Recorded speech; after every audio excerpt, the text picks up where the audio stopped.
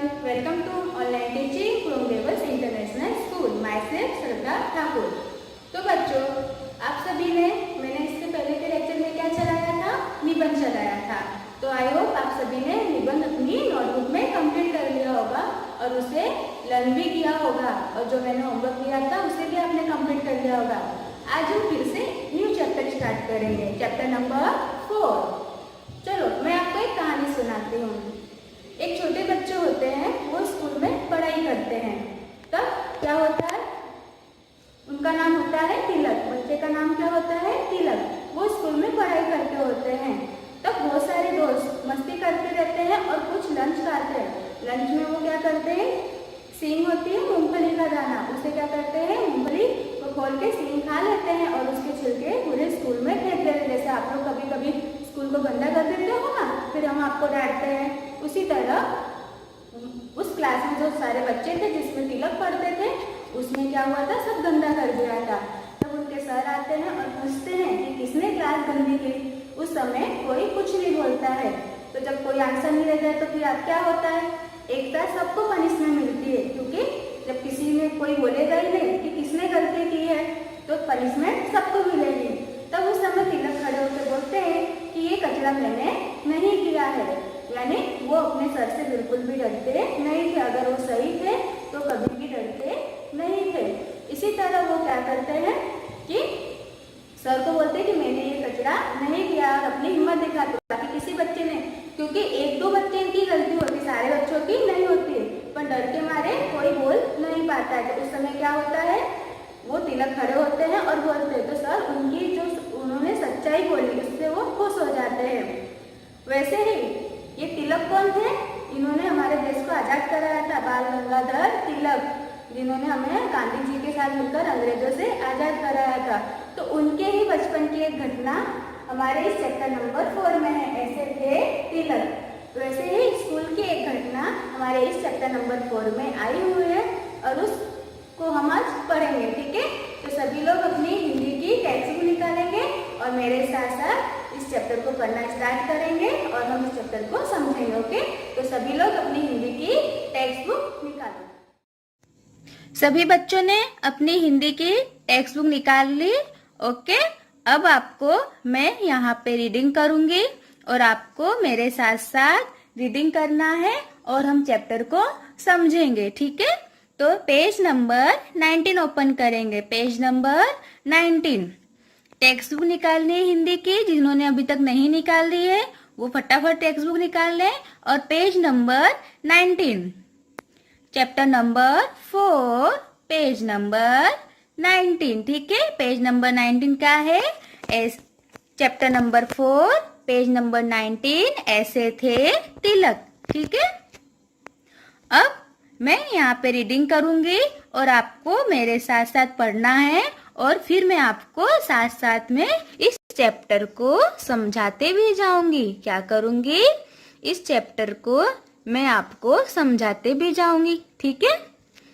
यह घटना उन दिनों की है। यह है घटना यानी कहानी, यानी यह घटना यानी प्रसंग, जब लोग मान्य बाल गंगाधर तिलक पाठशाला में पढ़ते थे। क्या करते थे? जब गंगाधर तिलक पाठशाला में पढ़ते थे, यानी ये उस समय की बात है जब बाल गंगाधर तिलक छोटे थे और वो स्कूल में पढ़ते थे, जैसे आप लोग पढ़ते हो। ये कहानी उनके उस समय की है। एक दिन अध्यापक महोदय, अध्यापक यानी होते हैं शिक्षक, सर, जिसको हम सर टीचर्स बोलते हैं ना, वो तो हिंदी में क्या बोलेंगे? अध्यापक महोदय कक्षा में पढ़ा रहे थे। क्या कर रहे थे? पढ़ा रहे थे। आप पिक्चर्स में देख रहे होगे कि बच्चे नीचे बैठे हुए हैं और उनके ये जो सर हैं उन्हें पढ़ा रहे हैं।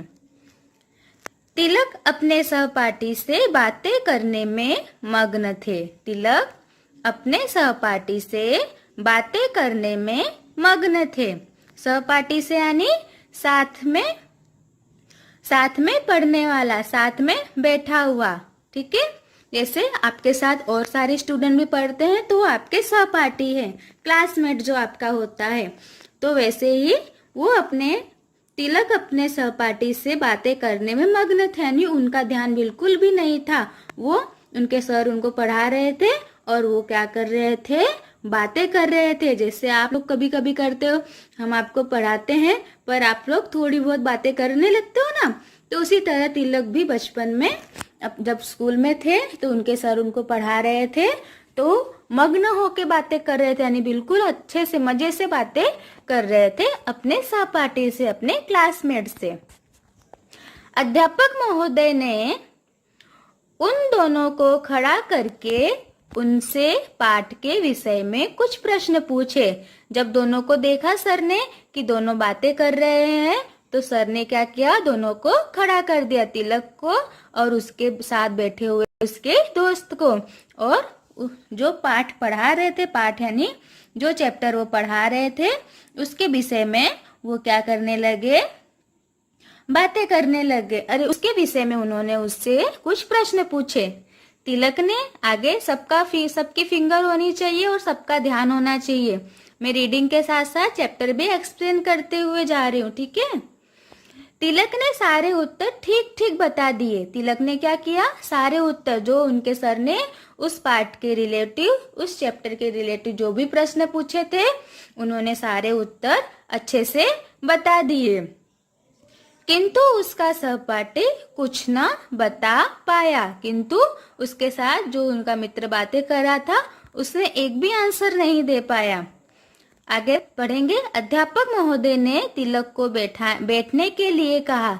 अध्यापक ने यानी उनके जो सर थे उन्होंने तिलक को बैठने के लिए कहा और उसके सहपाठी से कहा, देखो तिलक ने तो अपना पाठ सुना दिया।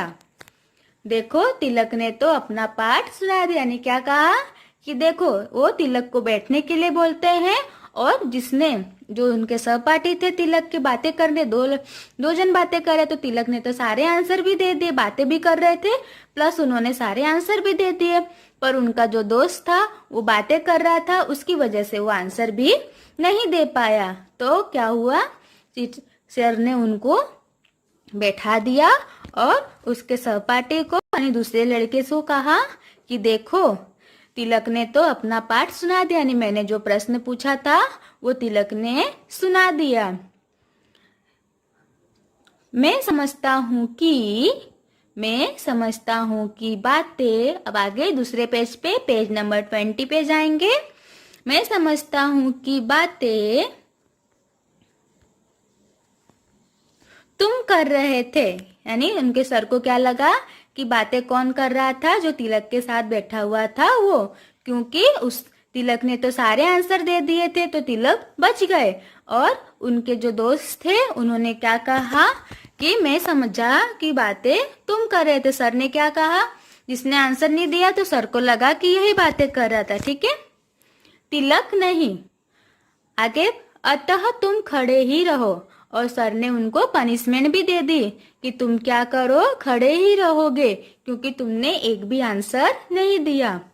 वह बालक अध्यापक महोदय का आदेश पाकर खड़ा ही रहा। वह बालक अध्यापक महोदय का आदेश यानी उनकी आज्ञा का पालन, उनका ऑर्डर, उन्होंने कहा कि तुम्हें खड़ा ही रहना है, तो उनका आदेश मिला कि अब तुम्हें क्या करना है, ऑर्डर दिया कि खड़े रहो, तो वो खड़े रहा। सहपाठी को दंड मिलता देखकर तिलक फिर से खड़े हो गए। तिलक ने क्या किया, पहले तो सर ने तिलक को बैठा दिया क्योंकि उन्होंने सारे आंसर दे दिए थे और उनके दोस्त ने नहीं दिए थे, तो तिलक पहले बैठ गए और जब उन्हें पता चला कि उनके दोस्त को दंड मिला है, दंड यानी पनिशमेंट मिली है, तो वो फिर से खड़े हो जाते हैं। क्या हो जाते हैं, तिलक भी अपने दोस्त के साथ खड़े हो जाते हैं। उन्होंने कहा, आगे पढ़ेंगे, सबकी फिंगर होनी चाहिए। उन्होंने कहा कि वह भी बातें कर रहे थे। अध्यापक महोदय ने पूछा, फिर तुमने सारा पाठ कैसे सुना दिया? अध्यापक महोदय ने पूछा, अच्छा ऐसा है कि तुम भी बातें कर रहे थे, पर मैं जो पाठ पढ़ा रहा था वो पाठ तुमने कैसे सुना दिया, तुम्हें कैसे आता है? अगर वो भी बातें नहीं कर रहा था तुम्हारा दोस्त, तो उसे भी पाठ आना चाहिए, पर उसे तो आंसर नहीं आया। तुम्हें आंसर आता है तो तुम कैसे बातें कर रहे थे? तो बोले अगर तुम बातें कर रहे थे तो तुमने मेरे प्रश्नों के सवाल के जवाब कैसे दे दिए? तुम्हारा ध्यान कैसे था मेरे साथ? आगे देखेंगे। वो फिर बोलते हैं, अध्यापक महोदय तिलक ने कहा, अध्यापक महोदय तिलक ने अपने सर से कहा, एक बार सुनते ही मुझे पूरा पाठ याद हो जाता। उन्होंने क्या कहा कि मेरी याददाश्त शक्ति बहुत सारी है। मैं अगर कोई भी पाठ एक बार सुनता हूँ तो मुझे वो पाठ याद हो जाता है और मुझे ये पाठ याद हो गया है। अध्यापक महोदय की सच्चाई पर, आगे देखो, अध्यापक महोदय की सच्चाई पर प्रसन्न हुए। अध्यापक महोदय तिलक की सच्चाई पर प्रसन्न हुए, यानी खुश होते हैं। तिलक ने जब उनसे कहा कि मैं भी अपने दोस्त के साथ खड़ा रहूंगा, तब उनके सर ने बोला कि तुम्हें तो सारे आंसर दे दिए, अगर तुम बातें कर रहे थे तो तुम्हें आंसर कैसे याद हुआ? तो उन्होंने कहा कि अगर मैं कोई भी पाठ एक बार पढ़ लेता हूँ या सुन लेता हूँ तो मुझे वो याद हो जाता है। तिलक की इस बात को सुनकर उनके जो सर होते हैं वो बहुत खुश होते हैं, बहुत प्रसन्न होते हैं। अध्यापक महोदय तिलक की सच्चाई पर प्रसन्न हुए। आगे सबकी फिंगर होनी चाहिए, सबको मेरे साथ साथ रीड भी करना है। फिर भी उन्होंने तिलक को समझाते हुए कहा, बेटा, बुद्धिमान होने का यह अर्थ नहीं कि तुम दूसरों की पढ़ाई में अड़चन डालो। अड़चन, बुद्धिमान यानी होशियार, यानी अगर तुम होशियार हो तो इसका ये मतलब नहीं है कि तुम दूसरों की पढ़ाई में अड़चन डालो। अड़चन मतलब होता है रुकावट, कि तुम दूसरों को पढ़ने ना दो। अगर तुम्हें एक बार में कोई भी चीज याद हो जाती है तो ये बहुत अच्छी बात है, पर कुछ बच्चे ऐसे होते हैं कि जिन्हें याद नहीं होता है, तो और अगर तुम्हें याद है तो तुम शांति से तुम्हें बैठना चाहिए था, ना कि अपने दोस्त से बातें करनी चाहिए थी। उसकी पढ़ाई में तुम्हें रुकावट नहीं डालना चाहिए था। अगर तुम्हें आता है तो तुम चुपचाप बैठे रहते, अपने दोस्त को पढ़ने देना चाहिए था। तुमने बातें कर कर उसकी पढ़ाई में क्या किया? रुकावट डाला, जिससे उसे एक भी आंसर नहीं आया। तिलक ने अपनी भूल के लिए क्षमा मांगी। क्षमा मतलब माफी मांगी। तिलक ने अपनी भूल के लिए क्षमा मांगी। आगे पढ़ेंगे। अध्यापक महोदय ने उन्हें क्षमा करते हुए कहा, अध्यापक महोदय ने उन्हें क्षमा करते हुए कहा, तुम एक अच्छे बालक हो। क्या कहा? तुम एक अच्छे बालक हो। तुम में महान व्यक्ति बनने के गुण हैं, यानी तुम एक अच्छे बालक हो और तुम एक अच्छे व्यक्ति बन सकते हो, ऐसे तुम्हारे अंदर गुण है, तुम्हारे अंदर ऐसे लक्षण है। याद रखो, हमें अपनी बुद्धि का प्रयोग सदा सही दिशा में करना चाहिए। फिर सर ने उनसे क्या कहा? याद रखो, हमें अपनी बुद्धि का प्रयोग सदा सही दिशा में करना चाहिए। अगर तुम्हारे पास बुद्धि ज्यादा है तो उसका प्रयोग हमेशा सही दिशा में करना चाहिए, ना कि इधर उधर बातें करते हुए। आगे पढ़ेंगे। वही तिलक बड़े होकर एक महान नेता बनानी, और जो तिलक छोटे थे वो बड़े होकर एक महान नेता बनते हैं। मैंने जैसे आपको पहले बताया कि उन्होंने हमारे देश को आजाद कराया था, हमारे देश को अंग्रेजों के खिलाफ हमारे साथ लड़ाई करी थी, और एक महान नेता बनते हैं। उन्हें देश आज भी याद करता है। देश की स्वतंत्रता में उनका योगदान भुलाया नहीं जा सकता। मैंने जैसे कहा था कि उन्होंने हमारे देश को आजाद कराया था, अपनी स्वतंत्रता में अपना योगदान दिया था, यानी हमारे देश को आजाद करने में अपना बहुत बड़ा भाग उन्होंने दिया था। उन्होंने ही भारतीयों को नारा दिया था, स्वतंत्रता मेरा जन्मसिद्ध अधिकार है और मैं इसे लेकर रहूंगा। उन्होंने भारतीयों को कौन सा नारा दिया था? कि स्वतंत्रता मेरा जन्मसिद्ध अधिकार है और मैं इसे लेकर रहूंगा। आपने ये सब हमने आज पाठ पढ़ा तो आपने क्या सीखा कि अगर हमसे गलती होती है तो हमें क्या करना चाहिए, अपनी गलती को मान लेना चाहिए। जैसे तिलक ने अपनी गलती को माना था और हमेशा अपने दोस्तों के साथ अच्छे से काम करना चाहिए। और अगर आपको आता है तो अपने दोस्त की हेल्प करनी चाहिए, ना कि उसके काम में रुकावट डालनी चाहिए। ओके, तो सभी को क्या करना है, होमवर्क में ये चैप्टर को 1 टाइम रीड करना है और अच्छे से फिर से इस स्टोरी को पढ़ना है। ओके ओके, अब मैंने आपको टेक्स्ट बुक एक्सप्लेन की और मैंने आपको होमवर्क भी दे दिया। अब आपको क्या करना है, टेक्स्ट बुक रख के अपनी हिंदी की CW की नोटबुक निकालनी है और हम इस चैप्टर के शब्दार्थ भी लिख लेंगे साथ साथ में। ओके, तो सभी बच्चे अपनी हिंदी की CW की नोटबुक निकालेंगे और हिंदी की टेक्स्ट बुक रख देंगे। ओके, सभी बच्चों ने हिंदी की नोटबुक निकाल ली। ओके, सबसे पहले इंडेक्स में लिखेंगे, हम हमेशा लिखते हैं ना इंडेक्स में, तो यहाँ पे नंबर 5 कर देंगे। नंबर 5 इंडेक्स, यहाँ पे आप अपनी डेट डाल देंगे। इंडेक्स में लिखेंगे ऐसे थे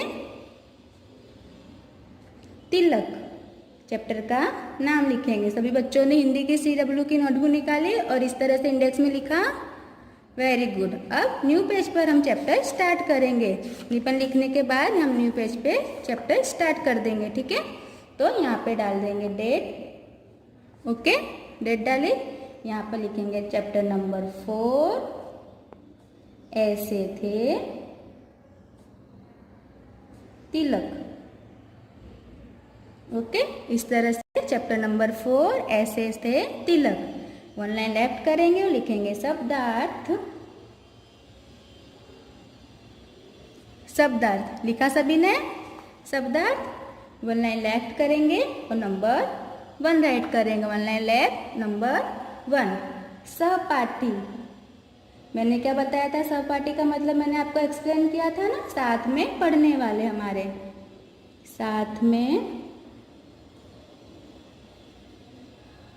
पढ़ने वाला, यानी जो हमारा क्लासमेट होता है, साथ में पढ़ने वाला। अब नंबर 2 आदेश।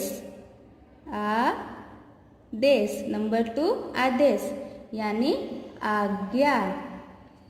आदेश, आज्ञा। नंबर 3 दंड। दंड का मैंने क्या बताया था आपको, यानी सजा। दंड का क्या हो जाएगा, सजा। नंबर 4 बुद्धिमान। नंबर 4 लिखो, 1 लाइन लेफ्ट करते जाओगे और अच्छी सी राइटिंग में लिखते जाओगे। बुद्धिमान यानी होशियार, तेज दिमाग वाला। तेज दिमाग वाला लिखा सभी ने मेरे साथ साथ। नंबर 5 अड़चन। नंबर 5 अड़चन डैश रुकावट। नंबर 6 क्षमा। नंबर 6 क्षमा। क्षमा का क्या हो जाएगा, माफी। नंबर 7 1 लाइन लेफ्ट करते जाएंगे और लिखते जाएंगे स्वतंत्रता। स्वतंत्रता, स्वतंत्रता का क्या हो जाएगा, आजादी। नंबर 8 1 लाइन लेफ्ट करते जाना है और लिखते जाना है अच्छी सी राइटिंग में। सभी लोग लिख रहे हो मेरे साथ साथ। योगदान। योगदान का हो जाएगा सहयोग। योगदान का क्या हो जाएगा, सहयोग। और एक लास्ट नंबर 9 जन्म सिद्ध। जन्म सिद्ध यानी जन्म लेने के साथ ही मिलने वाला। ओके, कंप्लीट, सभी ने लिख दिया। मैं एक बार रीडिंग कर देती हूँ। सहपाठी यानी साथ में पढ़ने वाला। नंबर 2 आदेश, आज्ञा। नंबर 3 दंड, सजा। नंबर 4 बुद्धिमान, होशियार, तेज दिमाग वाला। नंबर 5 अड़चन, रुकावट। नंबर 6 क्षमा, माफ़ी। नंबर 7 स्वतंत्रता, आज़ादी। नंबर 8 योगदान, सहयोग। नंबर 9 जन्मसिद्ध, जन्म लेने के साथ ही मिलने वाला। मैंने आपको होमवर्क पहले ही दे दिया था। अब नोटबुक में हमने अपना शब्दार्थ कंप्लीट कर लिया। अब मैं आपको नेक्स्ट लेक्चर में क्वेश्चन आंसर और टेक्स्ट बुक का भाग कंप्लीट कराऊंगी। ओके, आज का लेक्चर हमारा यहाँ पे फिनिश होता है।